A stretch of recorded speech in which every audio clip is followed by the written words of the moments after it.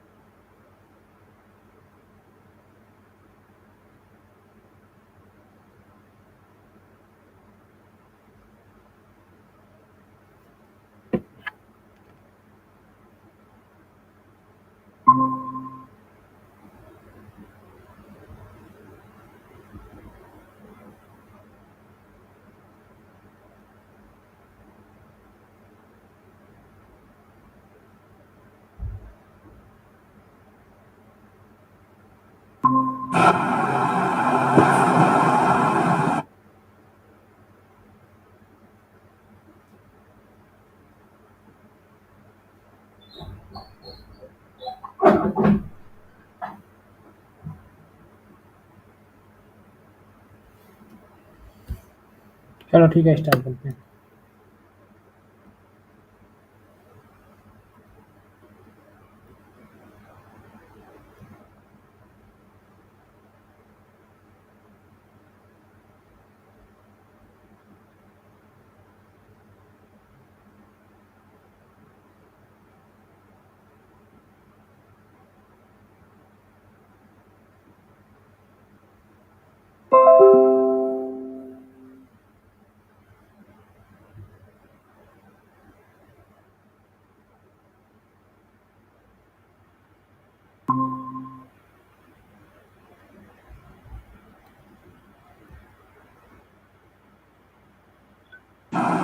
Hello.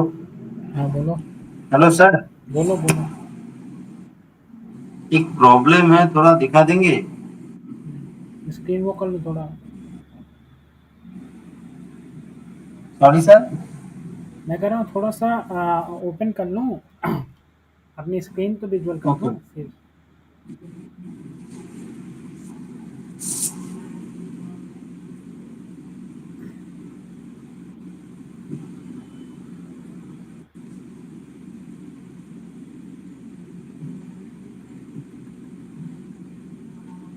Screen visual है ना? Yes, yes. Okay. तो प्रॉब्लम किसको थी बोलो? हाँ सर, मुझे थी, देखिए मुझे था, वो ग्रुप में भेजा मैंने।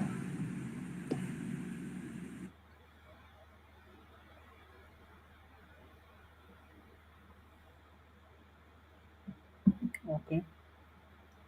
Let x1, x2, x10 be a random sample from normal 0, sigma square.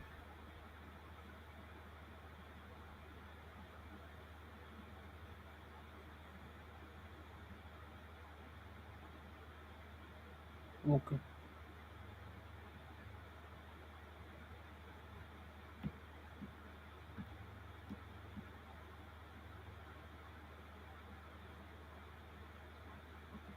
ठीक है, पहले ये क्वेश्चन सॉल्व कर लेते हैं, देन इसके बाद अपना CSIR स्टार्ट करेंगे। बोला कि एक्स आई इक्वल टू 10 है। Okay, this is follow normal 0, sigma square. Okay, and her sigma is an unknown, sigma greater 0 is unknown, and testing is sigma square less or equal to 1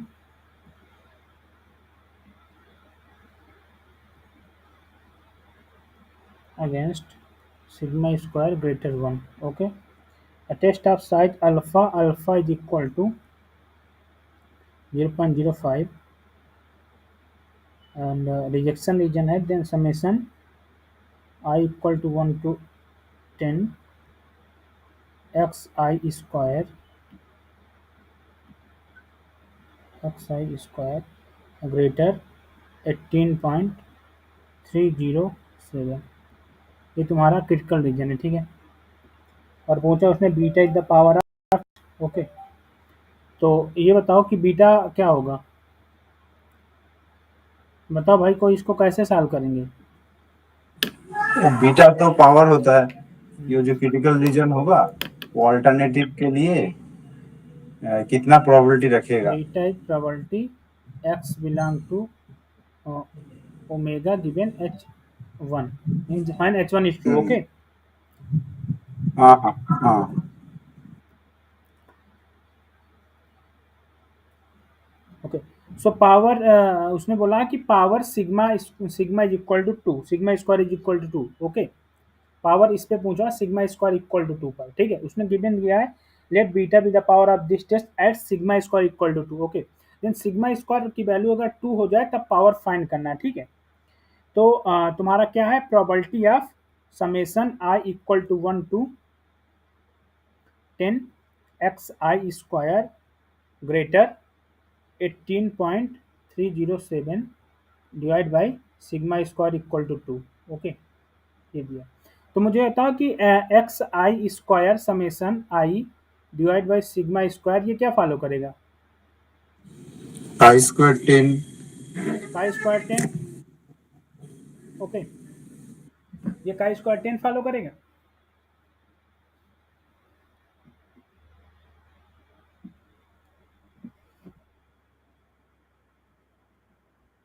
तो इस यहाँ पर हम क्या लिख सकते हैं बोलो, यहाँ पर क्या लिख सकते हैं, प्रोबेबिलिटी ऑफ 2 का स्क्वायर, ओके, 2 का स्क्वायर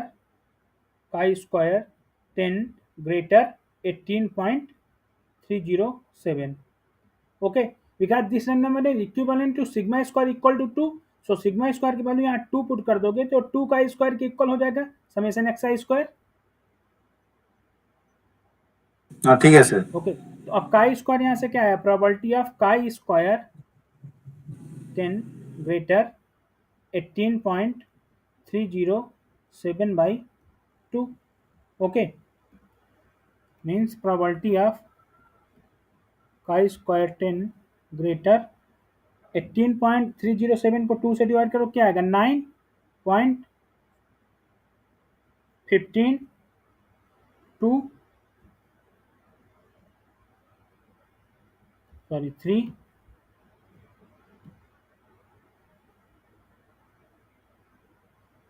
5, यही आएगा ना।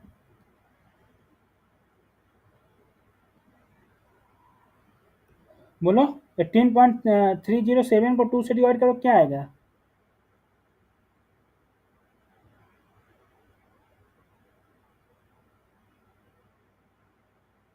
ठीक है सर, यही आएगा।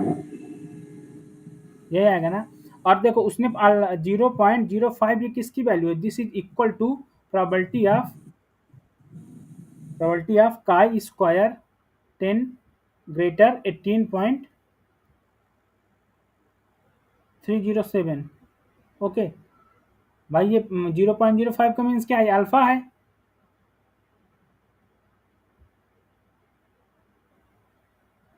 Okay. This is alpha means size.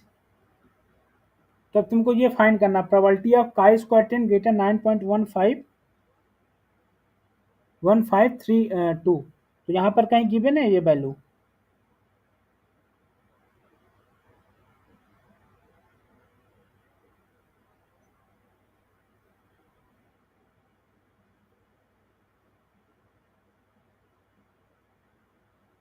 हाँ सर, दिया हुआ है तो काई स्क्वायर 10 डिग्री ऑफ फ्रीडम 0.05 होगा, मतलब 0.05 18.307 का वैल्यू दिया हुआ है। 307 का वैल्यू 307, 18.307, 18.307 वो काई स्क्वायर 10 डिग्री ऑफ फ्रीडम नहीं नहीं और ये वैल्यू की 5%। मैं इस वैल्यू की बात कर रहा हूँ, इस वैल्यू की, इस नहीं, वैल्यू वो की, वैल्यू नहीं दिया हुआ, वो वैल्यू नहीं दिया हुआ है। ये वैल्यू नहीं गिवन है, वो डायरेक्ट, हाँ, नहीं गिवन है। ओके। तो अब इसको कैसे कैलकुलेट करोगे बोलो,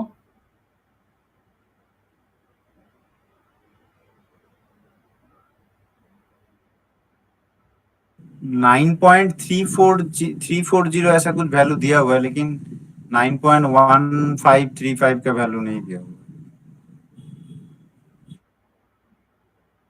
और यहाँ पे एक बात कहा कि बीटा का इंटरवल निकालना है। बीटा का कुछ इंटरवल निकलेगा, मतलब पावर का कुछ इंटरवल होगा।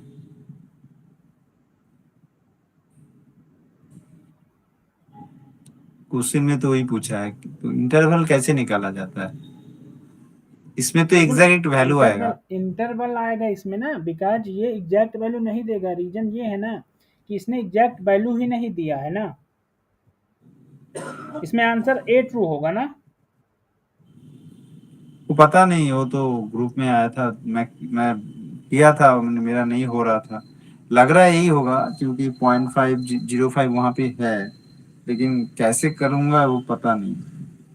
और बीटा का जब मतलब कुछ फॉर्मूला देख रहा था, नहीं तो नहीं उसमें नहीं, तो देखो बीटा एक। देखो एक्चुअली में जो फाइंड करने का तरीका है वो यही होगा, ठीक है। जो फाइंड करने का तरीका है वो यही होगा जो हमने फाइंड किया है। अब उसमें क्या है कि एक्चुअली में अगर तुम्हारे पास टेबल हो तो टेबल से तो तुम ये वैल्यू फाइंड कर दोगे कि एग्जैक्ट क्या होगी टेबल से, ठीक है। लेकिन उसने क्या किया है कि टेबल ना देके, उसने क्या किया है कि टेबल ना देके उसने सिर्फ वैल्यू दे दिया है। और इस हाँ वैल्यू सर, से, वो 9 पॉइंट जो वैल्यू है ना, उसको लेके ही करिए ना, हाँ, तो तो उसको आइडिया आ लेकर, जाएगा। अगर उसको लेकर करेंगे तो ए पार्ट ही तो सही हो रहा है ना, 0.5 से ग्रेटर, 0.5 आ रहा है ना। तो 0.5 ओनली ओनली ए पे ही तो लाई कर रहा है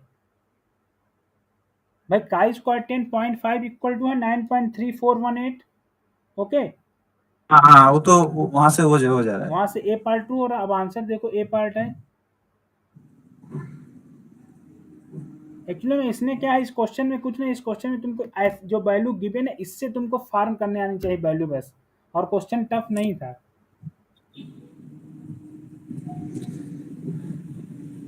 और एक चीज और बताना कि स्टार्टिंग में उसने दिया होगा कि वो काई स्क्वायर कैसे ले रहा है, ठीक है। ये जैम के पेपर में स्टार्टिंग में दिया होगा कि काई स्क्वायर की वैल्यू कैसे गिवन है।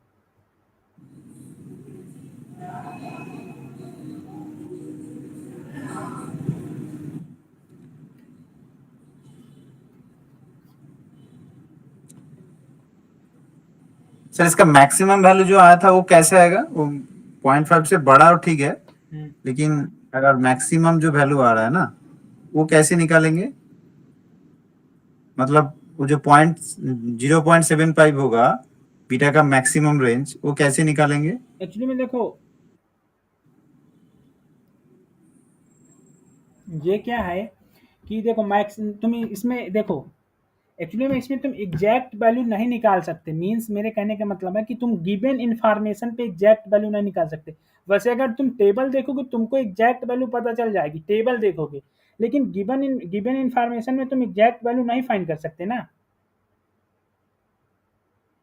मेरी बात समझ में नहीं जो, सर, मैं वो नहीं बोल रहा हाँ हूँ। यहाँ हाँ पे सही है, ये ऑप्शन सही है। मैं हाँ अगर ए को सही मान लूँ, हाँ तो लोअर लिमिट तो मुझे मिल रहा है 0.50, हाँ ओके, क्योंकि टेबल से वही एक सही है। लेकिन मैक्सिमम जो है इंटरवल का 0.75, हाँ अगर उसको अगर मैं ढूंढना चाहूँ कि मैक्सिमम वैल्यू 0.75 होगा बीटा का, हाँ। तो उसका लॉजिक क्या होगा? मतलब उसको आने के लिए क्या प्रोसेस करना होगा?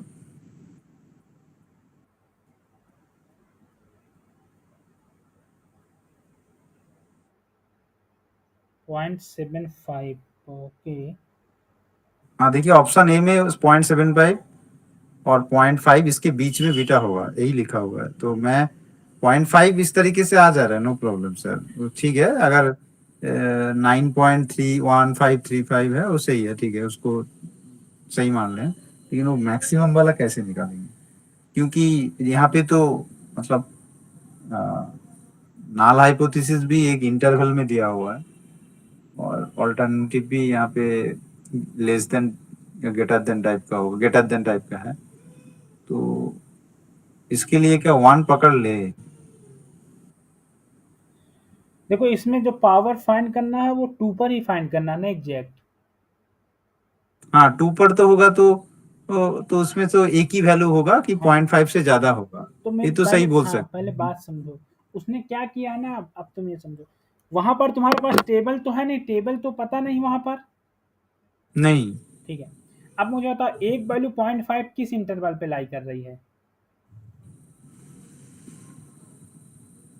वो तो पहले वाले में है। ठीक है, तो 0.5 से हम्म। बिगर वैल्यू होगी तो ये पहले वाले में ही हाँ। लाई कर रही है। ठीक है, पहले वाले में ही लाई कर रही है, तो पहला ऑप्शन तो होगा। बाकी तुम लास्ट सेकंड जो तुम बोला ना 0.75, हम 0.75 नहीं कैलकुलेट कर सकते, बिकॉज उसने ये बोला है कि 0.75 में हम बाउंड कर देंगे।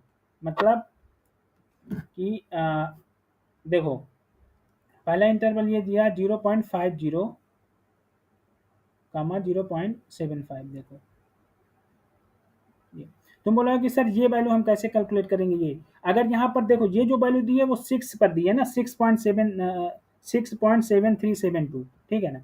ये दिया 6.7372, ये दिया है ना इस पर। तो उसने क्या करा, तुम्हें सिर्फ इसमें इस क्वेश्चन में सिर्फ तुम्हें ऑप्शन एलिमिनेट करना था। पहले वाले में ऑप्शन में अगर लाई कर गए वैल्यू तो पहला वाला ट्रू हो गया, ठीक है। सेकंड पे मत जाओ इसमें, क्योंकि बिकॉज अगर काई स्क्वायर की वैल्यू तुम्हें इंटरवल में थोड़ा निकाल सकते हो, ये तो एग्जैक्ट काई स्क्वायर की वैल्यू आ सकती है ना यहाँ से। ये प्रोबेबिलिटी तो एग्जैक्ट निकाल सकते हो ना तुम टेबल से, लेकिन इस इंटरवल की मदद से तुम्हें एलिमिनेट करना था, मतलब गिवन इन्फॉर्मेशन से तुमको इंटरवल एलिमिनेट करना था ना।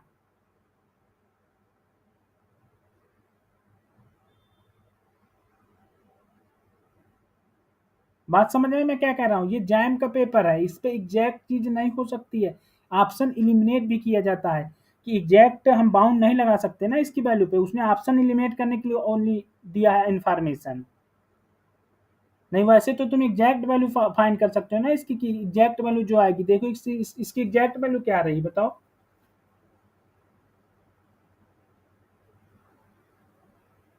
मैं ये कह रहा हूँ कि इस प्रोबेबिलिटी की एग्जैक्ट वैल्यू क्या आएगी इसकी, का स्क्वायर टेबल से देखो इसकी ये एग्जैक्ट वैल्यू क्या आएगी।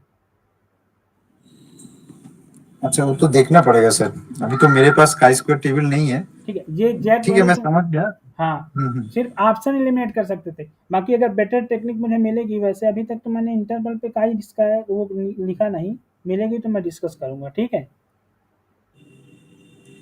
सर अगर मान लीजिए बीटा सिग्मा स्क्वायर अगर नहीं दिया होता, हम्म मान लीजिए टू टू जो दिया हुआ है वो नहीं दिया होता, हम्म।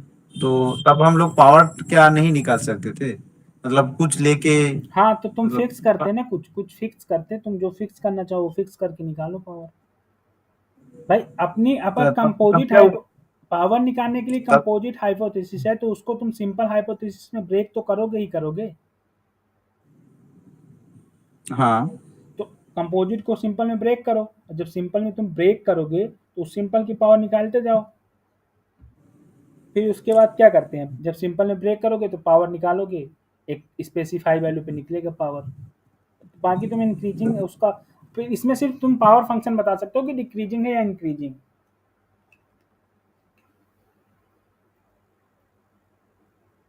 सब इसमें हम ये बोल सकते हैं कि पावर फंक्शन हमेशा इंक्रीजिंग होगा।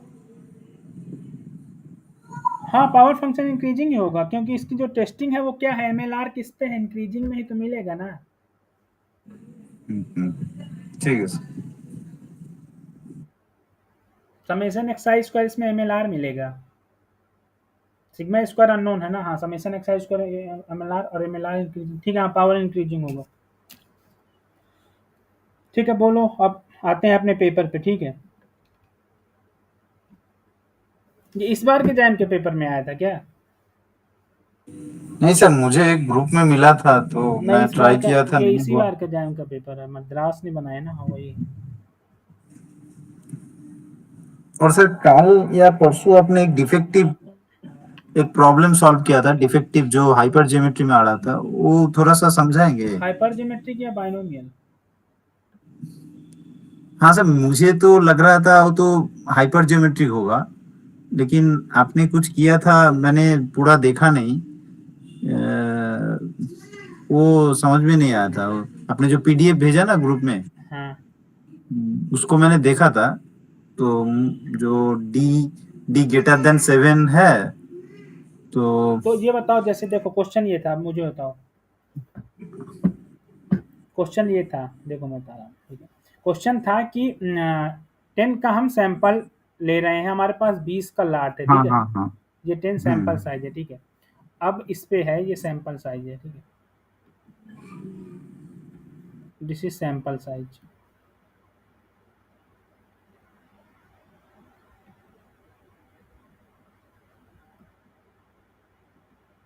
This is sample.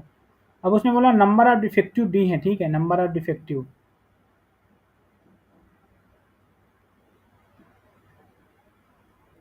Number of defective है डी, ओके।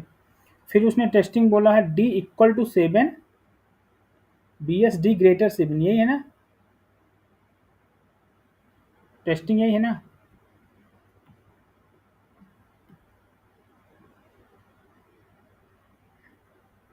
और फिर उसने बोला x is a distribution of number of डिफेक्टिव्स, यही है ना। हाँ sir. X is distribution of number of defective, number of defective. अब ये बताओ कि इसमें कौन सा डिस्ट्रीब्यूशन यूज होगा, बोलो। हाइपरजेमेट्रिक जो बोल रहा था वो बोले हाइपरजेमेट्रिक क्यों यूज होगा। सर यहाँ पे तो रिप्लेसमेंट या विद रिप्लेसमेंट बात तो नहीं कहा गया। मैं अगर रिप्लेसमेंट होता तो तब हम तो बाइनोमियल बोल सकते हैं। इधर तो कुछ भी नहीं कहा गया कि जो लॉट से जो ले रहे हैं हाँ उस बेसिस में मैंने सोचा था कि हाइपर ज्योमेट्रिक होगा, क्योंकि हाइपर ज्योमेट्रिक में हम देखते थे ना कि एक डिफेक्टिव और दूसरा सही है, और उसमें हम डिफेक्टिव को रैंडम वेरिएबल चूज कर रहे हैं। तो इस बेसिस में मैंने सोचा था, जब मैंने किया था मैंने हाइपर ज्योमेट्रिक सोच के किया था। मैं नहीं कह रहा हूँ कि मैं सही हूँ। ठीक है। हाइपरजेमेट्रिक में तुमने पीडीएफ क्या पीएमएफ क्या बनाया था, पीडीएफ और पीएमएफ बोलो।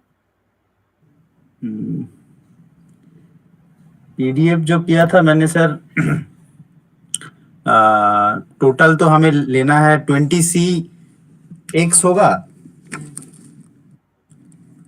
सॉरी सर, 10 चूज कर 10C एक्स होगा। 10C x 20C10 होगा नीचे ना। हाँ, नीचे 20C10 होगा क्योंकि टोटल तो हम 10 ही ले रहे हैं 20 से। और ऊपर क्या होगा।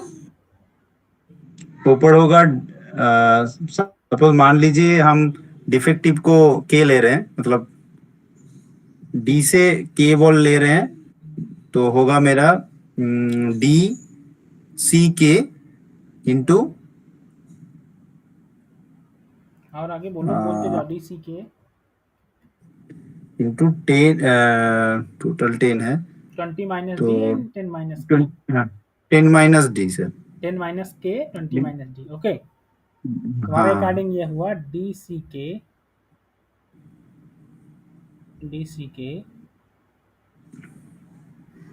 के की जगह तुम एक्स ही लिखो, ठीक है, एक्स, ठीक है। हाँ, एक से ठीक है, ठीक है, okay.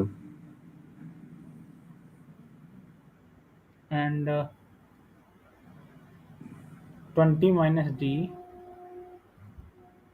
10 minus x divide by 20C10। Sir इसी तरीके से मैंने किया था, क्योंकि मैंने सोचा था कि अगर रिप्लेसमेंट बोला गया है तो तब तो हम बाइनोमियल बोल सकते थे। यहाँ पे तो कुछ भी नहीं बोला है, तो जब कुछ भी नहीं बोला जाता है तो नॉर्मली हमें तो इसी तरीके से लेना पड़ता है। मैं सही हूँ ऐसा नहीं बोल रहा हूँ, मेरा सोच जो है वो मैं बता रहा हूँ आपको। सर डी और एक्स दोनों अननोन है सर, दो अननोन कैसे हो सकते हैं सर, मतलब वेरिएबल। नाल हाइपोथेसिस में तो डी फिक्स्ड हो जाएगा। यही होगा, हाइपरजेमेट्रिक होगा, उसने मिस्टेक, मैंने ये किया। तुम्हारा राइट क्वेश्चन है कि सर यहाँ पर गिवन नहीं है with replacement and without replacement, because उसने क्या बोला कि डी हमारे पास रैंडम नंबर ऑफ डिफेक्टिव और डी में ही हमको मतलब डी में ही हम एक्स चूज कर रहे हैं, ठीक है। उसने लास्ट में एक्स यही दिया है ना। एक मिनट मैं क्वेश्चन थोड़ा ओपन कर लेता हूँ, ठीक है। पहले एक्चुअली में क्वेश्चन ओपन नहीं है, मुझे पुराने पेपर में जाना पड़ेगा, ठीक है। वेट अ सेकंड, थोड़ा क्वेश्चन ओपन ओपन करते हैं।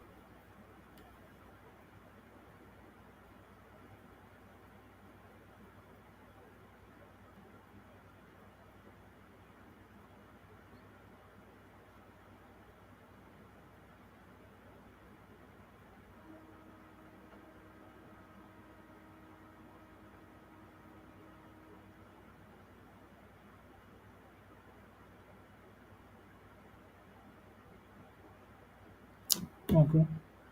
करा a sample of size 10 is selected at random a lot containing 20 items of manufactured product। ठीक है, 10 रैंडम सैंपल सेट किया जाता है 20 से। ठीक है, suppose that the total number of defective D in the lot unknown, D unknown है। ठीक है, let X is the number of defective in the sample, X जो है नंबर ऑफ डिफेक्टिव सैंपल में। ठीक है, देखो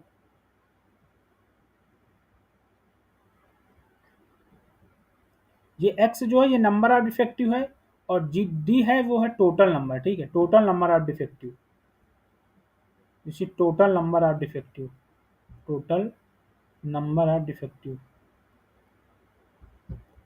टोटल नंबर ऑफ डिफेक्टिव, ये है डी। ठीक है, फिर उसने बोला है B wish to test, testing तो यही है, टेस्टिंग सही है। ठीक है, consider the rejection region, rejection region उसने दिया है एक्स ग्रेटर और इक्वल टू के।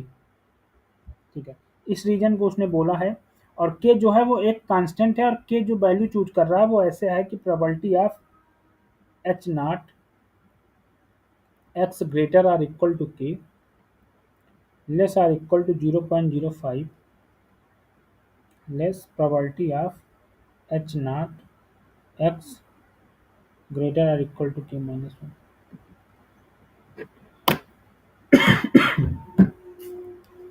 अब बताओ कौन सा डिस्ट्रीब्यूशन है जो बाइनोमियल बोल रहा है, वो बाइनोमियल के बारे में बोले।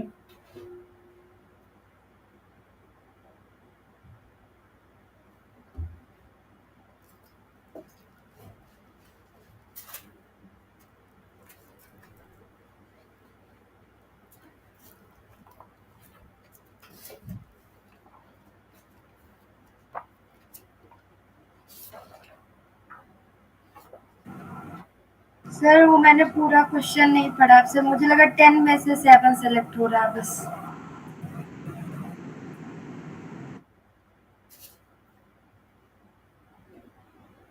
अभी सर नेक्स्ट थोड़ा सा समझाइए कि यहाँ पे पहला तो सही है, और वो ठीक है, पहला सही होगा क्योंकि the test is uniformly most powerful test of its size. नहीं, पहला नहीं, दूसरा, दूसरा तो सही होगा कि पावर फंक्शन इंक्रीजिंग हो रहा है, तो वो तो सही है, लेकिन आदर्श ऑप्शन क्यों गलत है वो नहीं समझ में आ रहा है। अच्छा ये बताओ इसकी टेस्टिंग कैसी है, सर ये अल्टरनेटिव कौन का। सा क्वेश्चन नंबर है? ये इस पेपर का क्वेश्चन है, ये प्रीवियस पेपर का क्वेश्चन है। तुम जस्ट इसके ऊपर चले जाना, एक मैसेज मतलब कल का जो स्लाइड है, कल वाले पेपर पे जाना, उस पे ये पेज नंबर है 62। ओके,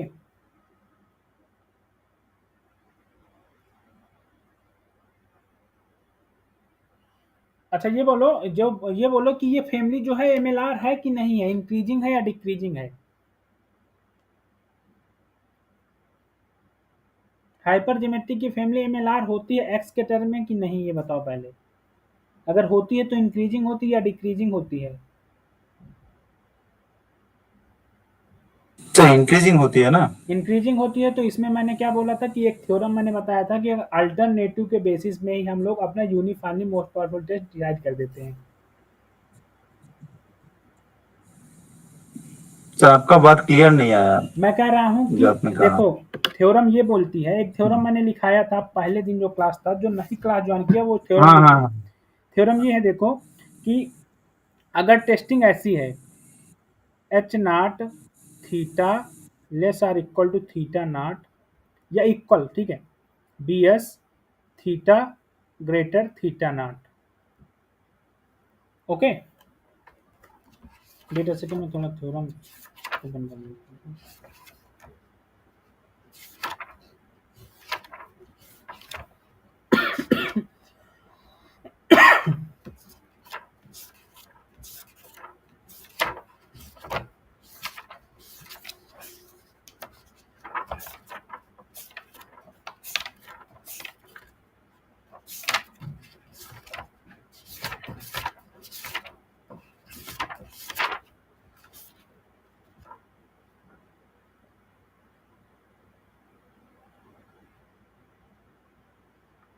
इसमें हाइपर ज्योमेट्रिक ही यूज होगा, ठीक है। अगर और देखना है तो ये अमरेन मिश्रा की बुक में क्वेश्चन भी गिवन है, सेम यही क्वेश्चन गिवन है, ठीक है। ठीक है, ये क्वेश्चन कल मैंने जो बोल दिया था वो एक्चुअली में मैंने ये नहीं, कौन से बुक में है सर, कौन से बुक में? ये अमरेंद्र सर मिश्रा, कौन से बुक में है? अमरेंद्र मिश्रा एक प्रोफेसर हैं पटना यूनिवर्सिटी के, उन्होंने एक मतलब बुक लिखा इन्फ्रेंस की, ठीक है, testing theory of statistical inference, ठीक है। तो इस बुक में क्वेश्चन क्या गिवन है कि सेम एज लैंग्वेज गिवन है। मैं क्वेश्चन एक बार पढ़ देता हूँ। From a lot containing n items of manufactured products, a sample of size n is selected at random and each item in sample is inspected. Let x be a random variable denoting the number of defective items in the sample. The total number of defective items in lots is d. Then the distribution of x is given by hypergeometry, ठीक है।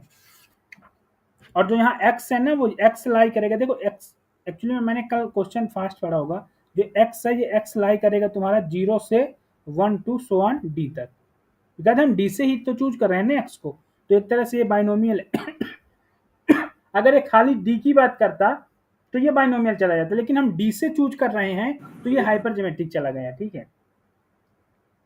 अगर only number of defective की बात करता ये तो ये क्या जाता, हाइपर बाइनोमियल। लेकिन इसने क्या बात किया है, इसने बात किया कि नंबर ऑफ डिफेक्टिव से चूज करना है, तो यहाँ हमने हमारे पास दो सैंपल होगा ना एक तरह से, वही व्हाइट और रेड बॉल वाला हो गया ना, इसलिए हाइपर ज्योमेट्रिक चला गया, ठीक है।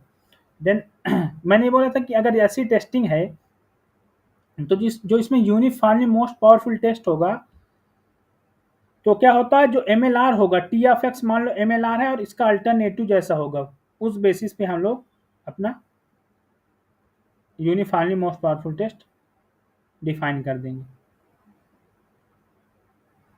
ठीक है। ये थ्योरम बोलती है कि अगर ऐसी टेस्टिंग है और उसके बाद जो भी डिस्ट्रीब्यूशन दिया, मान लो कि x किसी डिस्ट्रीब्यूशन को फॉलो कर रहा है f ऑफ x को, और ये f ऑफ x जो है, ये डिस्ट्रीब्यूशन जो है ये t ऑफ x मतलब कोई स्टैटिस्टिक्स होगी ना, इस पे MLR है। MLR मतलब क्या है, मोनोटॉन लाइक्लीहुड रेशियो। अब मोनोटॉन लाइक्लीहुड रेशियो कैसे फाइंड करेंगे, तो इसके लिए हम लोग क्या करते हैं, likelihood theta 2 upon L of theta 1 करेंगे, ठीक है। और ये अगर इंक्रीजिंग है, कब, जब थीटा 2 ग्रेटर थीटा 1 होगा, तो एक इंक्रीजिंग होगा जिसके रिस्पेक्ट में जिस भी स्टैटिस्टिक के, तो वो स्टैटिस्टिक तुम्हारी MLR हो जाएगी। MLR को बुक में पढ़ लो MLR क्या है, ठीक है। तो मान लो ये TX के रिस्पेक्ट में MLR है, तो TX greater equal to C तुम्हारा इसका यूनिफॉर्मली मोस्ट पावरफुल टेस्ट हो जाएगा। और uniformly most powerful test always unbiased होता है, ये पता है कि नहीं पता? हाँ सर।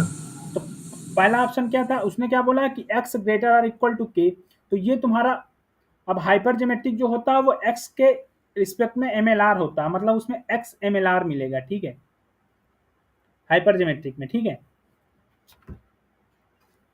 अब इसको तुम प्रूफ कैसे करोगे हाइपर ज्योमेट्रिक के लिए, तो मान लो कि जैसे तुमने p d ऑफ x लिखा, या ये मान लो d मतलब डिफेक्टिव था, तो मान लो तुमने लिखा d ऑफ x तुमने लिखा 20 माइनस डी अपॉन, सॉरी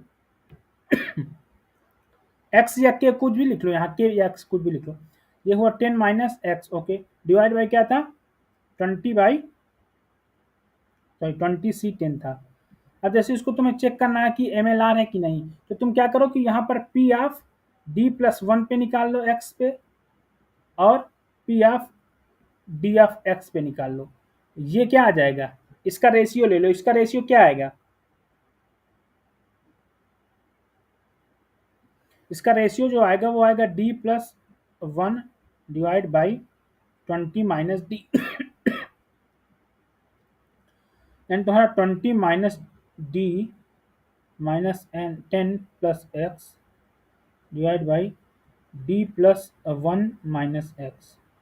अब इसको सॉल्व कैसे करना है तुमको, इसको उसका वो खोल लेना, क्या कॉम्बिनेशन खोल देना, सॉल्व हो जाएगा, ये आ जाएगा, ठीक है, सॉल्व करने पर।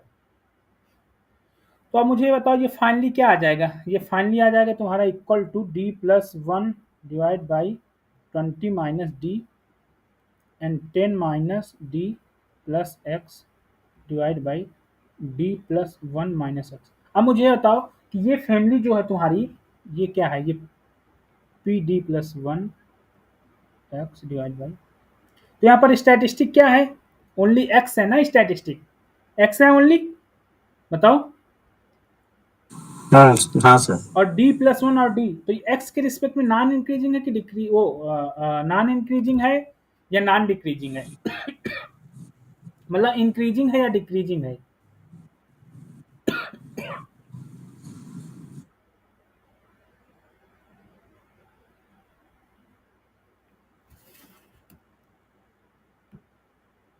एक्चुअली इंक्रीजिंग होगा, बड़ा होगा तो।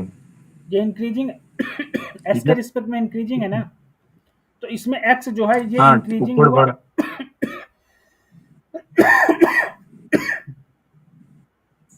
Sorry.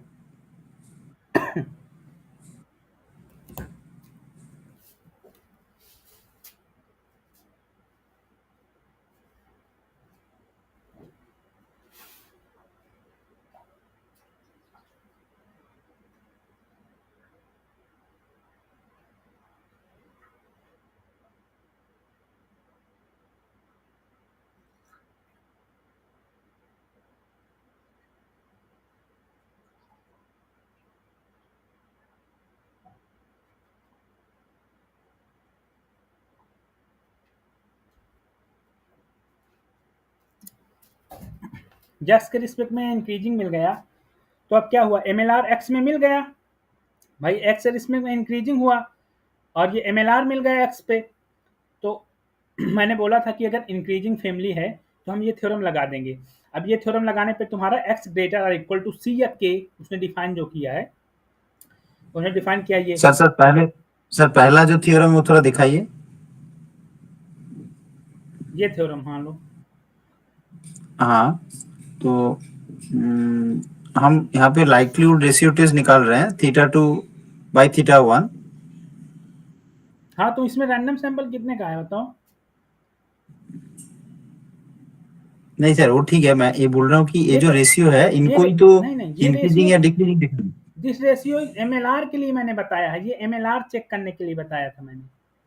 हाँ ठीक है सर, मैं वही पूछ रहा हूँ, हाँ, ये वो एमएलआर लिख चेक रहा हूँ करने, ना हाँ, ये एमएलआर चेक करने का क्राइटेरिया मैंने बताया था, और ये मैंने बोला था कि ये तुम्हारा क्रिटिकल रीजन हो जाएगा, और यही critical region uniformly most powerful test होगा, ये थ्योरम बोलती है, ठीक है। जब ये यूनिफॉर्मली मोस्ट पावरफुल टेस्ट हो जाएगा, लेकिन ये कब, जब तुम्हारी इंक्रीजिंग फैमिली हो। अगर ये डिक्रीजिंग फैमिली होती टी एक्स, तो डिक्रीजिंग फैमिली में जस्ट अपोजिट हो जाता है, ये मैंने बताया था कि अगर डिक्रीजिंग फैमिली होगी तो तुम्हारा अल्टरनेटिव के बेस पे ना होकर नल नल के बेसिस पे हो जाएगा, ठीक है। अगर ये यही तुम्हारा डिक्रीजिंग होता टी एक्स डिक्रीजिंग मिलता, अगर डिक्रीजिंग फैमिली हो जाएगी तो डिक्रीजिंग फैमिली में हम लोग यहाँ t x less are equal to c कर देंगे, ठीक है। अगर क्वेश्चन मिलेगा तो बताऊंगा, एक्सपोनेंशियल होता है इसका एग्जाम्पल, ठीक है। तो ये तुम्हारा क्या हो गया, यूनिफॉर्मली मोस्ट पावरफुल टेस्ट, और यही uniformly most powerful test is unbiased test, ये थ्योरम बोलती है, ठीक है। Uniformly most powerful test unbiased होता है। तो ये तुम्हारा फर्स्ट एंड फोर्थ भी ट्रू हो गए, सेकंड तो डाउट ही नहीं था, ठीक है। बोलो, समझ में आया, जिसको डाउट था उसको समझ में आया या नहीं।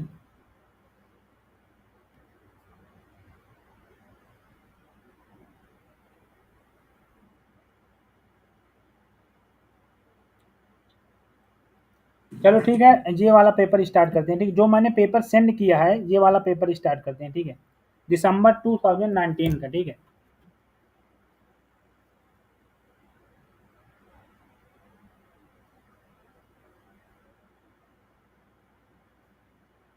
इस पे पेज नंबर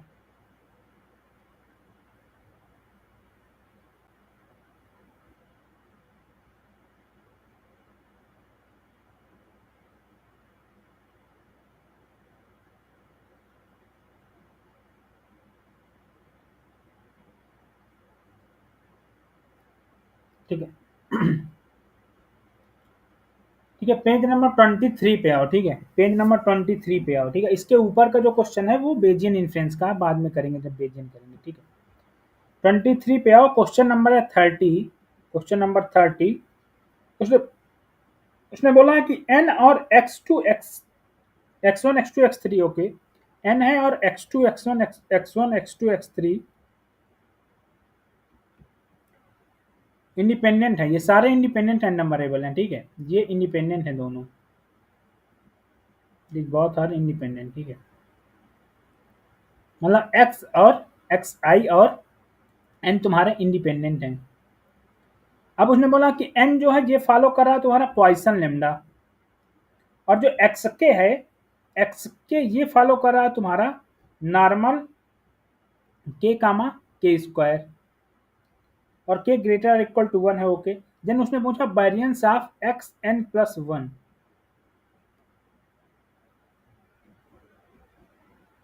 तो बताओ इसका वेरिएंस क्या होगा, variance of xn plus 1।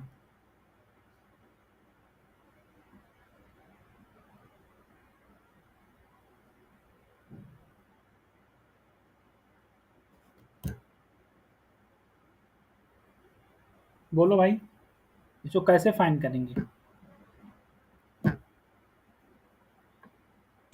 Sir conditional probability से होगा,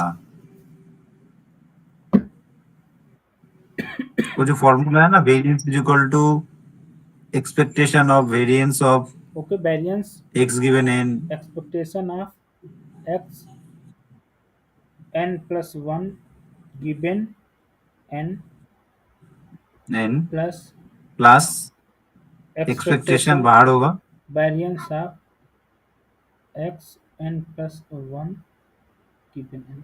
तो अब मुझे ये बताओ कि x n plus 1 given n, x n plus 1 given n क्या फॉलो करेगा?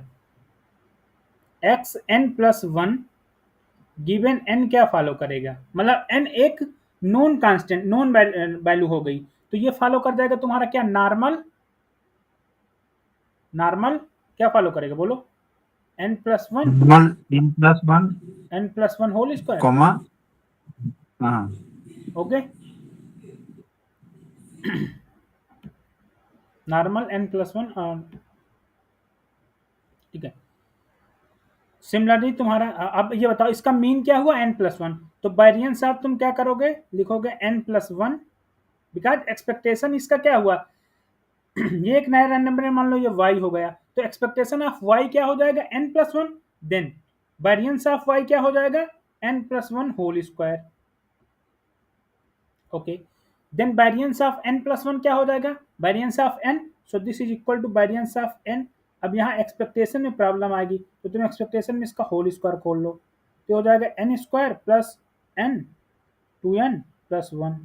जब इसको तुम सॉल्व करोगे तो ये क्या हो जाएगा, variance of n equal to क्या आएगा, lambda, then expectation of n square कितना आएगा, लेमडा स्क्वायर प्लस लेमडा, यही होगा ना, lambda square plus lambda, okay. Then 2 lambda plus 1, okay, so this is equal to lambda square plus 4 lambda plus 1। कोई option है?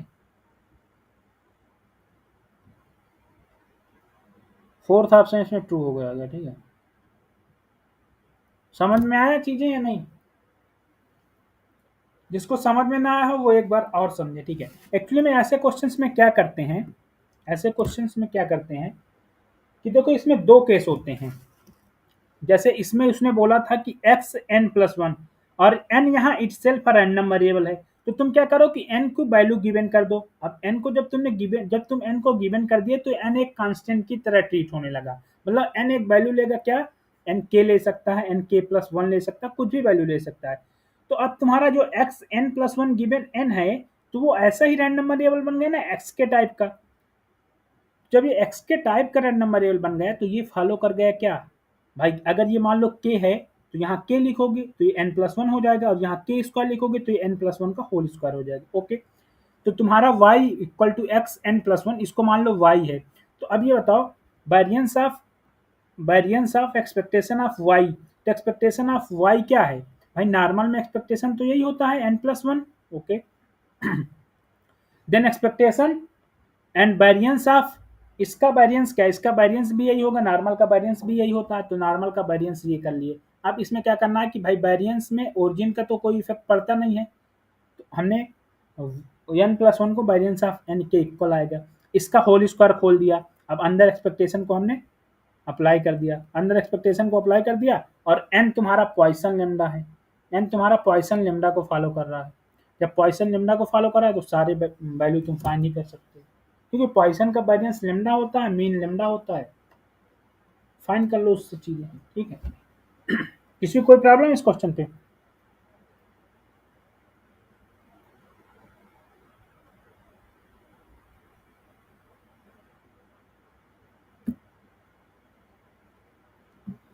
इसके नेक्स्ट क्वेश्चन क्या बोला है, बोला consider the set of omega of R four tuples.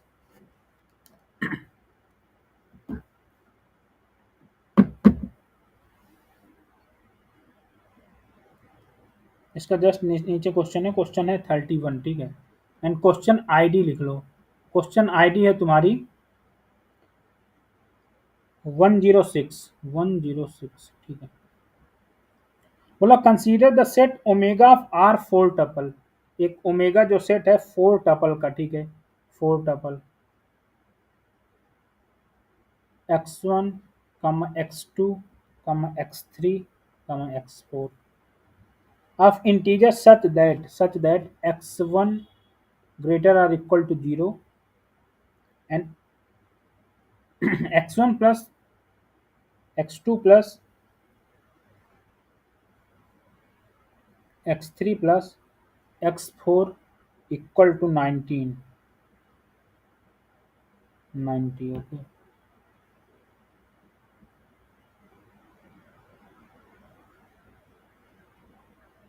If a point is selected uniformly at random from omega, एक uniformly point हम select करें, ठीक है, then the conditional probability that x1 greater, अब उसने बोला प्रोबेबिलिटी ऑफ x1 ग्रेटर और equal to 1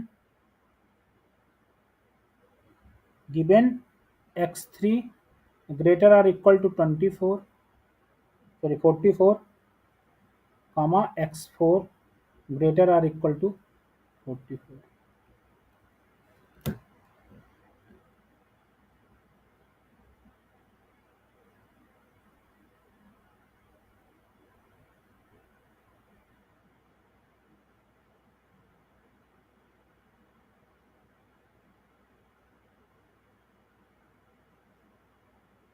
बताओ ये प्रोबेबिलिटी क्या होगी, बोलो कैसे इसको सॉल्व करेंगे?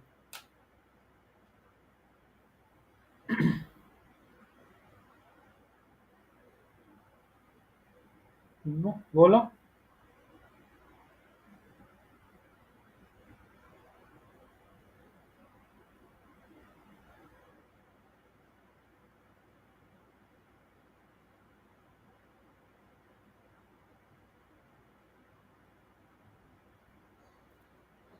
Consider the set omega of R4 tuple x1, x2, x3, x4 of integers such that x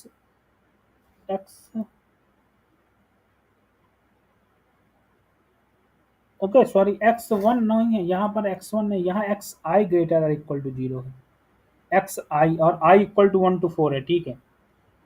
तो कंडीशन, अच्छा ये बताओ, ये कंडीशन ऐसी कंडीशन दी रहती है यूनिफॉर्मली, बोला फाइंड करना है तुमको uniformly at random from the omega, ठीक है, यूनिफॉर्मली, और ये कंडीशन दी हुई है, ऐसी कंडीशन किस केस में तुमने पढ़ा है?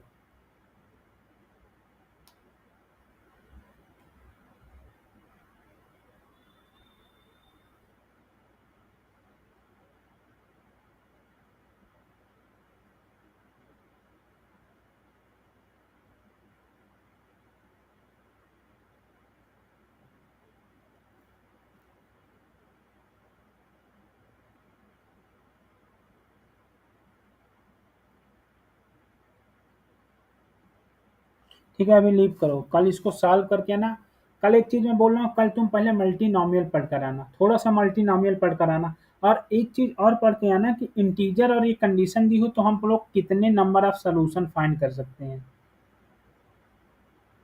ठीक है। मल्टीनोमियल, बाइनोमियल का जो जनरल वर्जन होता है उसे मल्टीनोमियल बोलते हैं, ठीक है।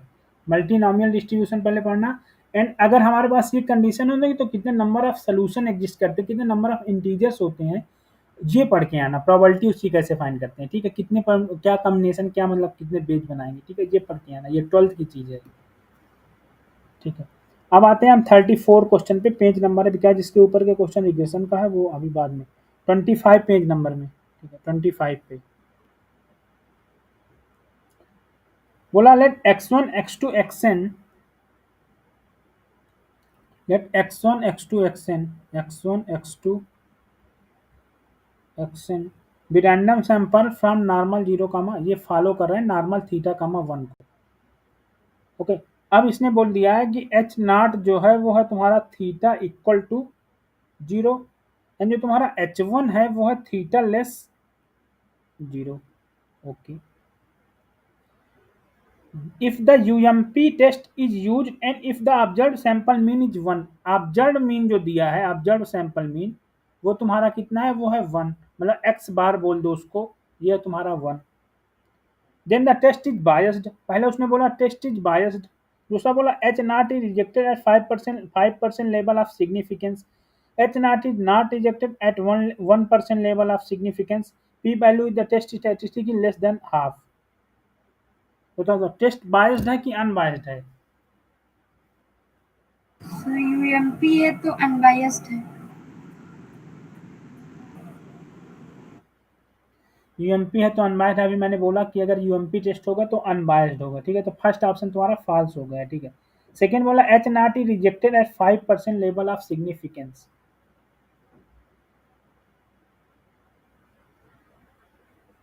सर पी वैल्यू फाइंड कर ले, फिर उससे अगर पी वैल्यू अगर 5% और 0.05 से लेस होगी तो रिजेक्ट हो जाएगा, अगर पी वैल्यू 0.05 पी से वैल्यू ग्रेटर देन कितनी होगी। आएगी, पी वैल्यू क्या आएगी?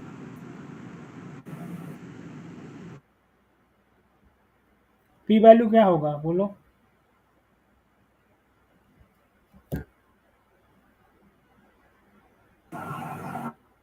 अच्छा ये बताओ पहले कि इसमें क्रिटिकल रीजन कैसा होगा? Probability of mod of X bar minus mu sigma by root N mod में लेस और इक्वल टू के।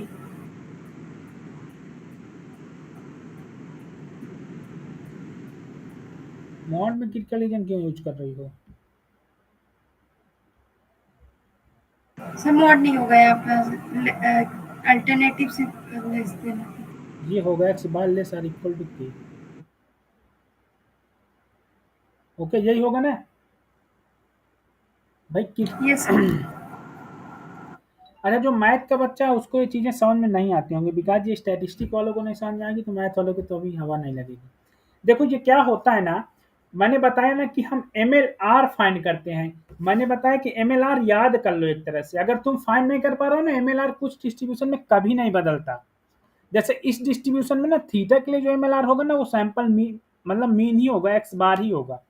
और मैंने बोला ना कि अल्टरनेट देख लो, अल्टरनेट लेस टाइप में है तो कुछ नहीं करना, आंख मूंद के एक्स बार लेस के कर दो, हो गया। अब कुछ भी हो ना, तुम वेरीफाई करो चाहे ना करो, यही एग्जिस्ट करेगा, ये थ्योरम बोल दी है, ठीक है।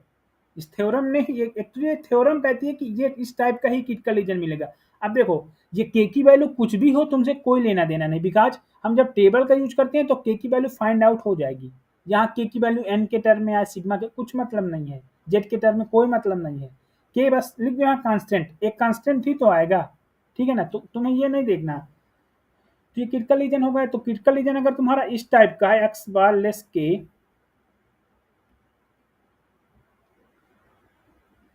तो इसमें पी वैल्यू कैसे निकालेंगे बोलो? पी वैल्यू भी अल्टरनेटिव के बेसिस में ही दी जाती है।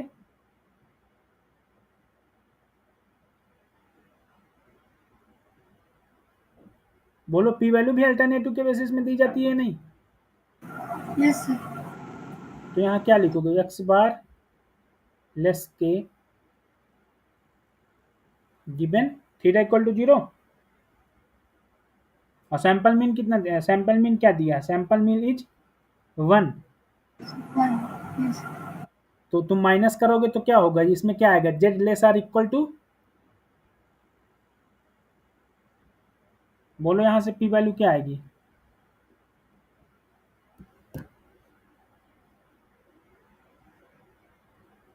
कितने का रैंडम सैंपल है, एन का? यस सर, एन दिया नहीं है सर, एन नहीं है।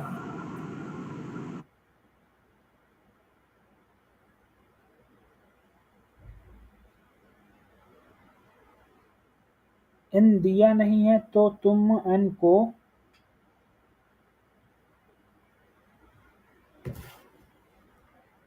इसको जब तुम चेंज करोगे तो x बार माइनस का एक्सपेक्टेशन ऑफ x बार मतलब theta divide by sigma upon root N. Okay, sigma equal to 1 है, ये तुम्हारा 1 हो जाएगा,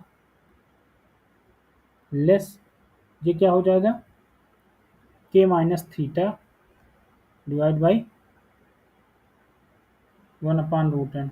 ओके, तो तुम्हारा हो जाएगा probability of z less root N and k minus theta. Okay, अब ये बताओ, हाँ ठीक है, यहाँ पर k की वैल्यू का हम यूज करेंगे, k की वैल्यू क्या आएगी, k की वैल्यू क्या आएगी, k की वैल्यू z के टर्म में क्या आती है, निगेटिव होती है या पॉजिटिव होती है, सर पॉजिटिव होगी, निगेटिव होगी सर। निगेटिव होगी।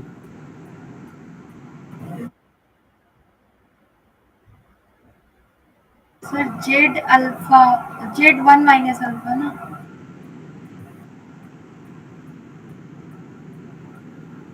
तुम लोग बताओ निगेटिव हो, पॉजिटिव होगी या निगेटिव होगी, Z 1 minus alpha by alpha और जेड माइनस अल्फा इक्वल होगा ना, यस सर। तो ये निगेटिव होगा या पॉजिटिव,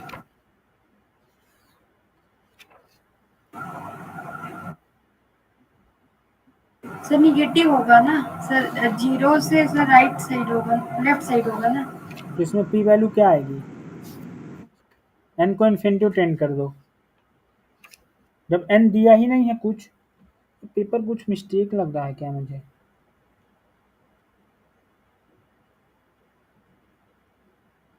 n दिया नहीं है,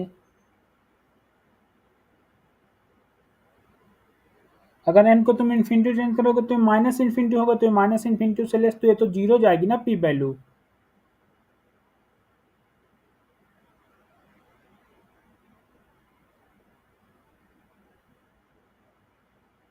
तो जब p वैल्यू जीरो जाएगी तो जीरो से, अब तुमने क्या बोला p वैल्यू से, अब बताओ सेकेंड ऑप्शन कैसे एलिमिनेट करेंगे,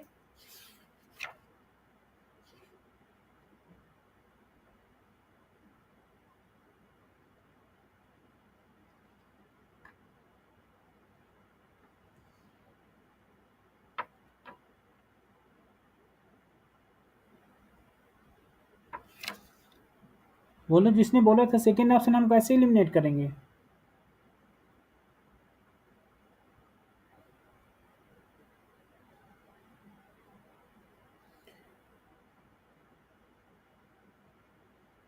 अच्छा रिजेक्शन लेवल ऑफ सिग्निफिकेंस और p वैल्यू में क्या रिलेशन होता है,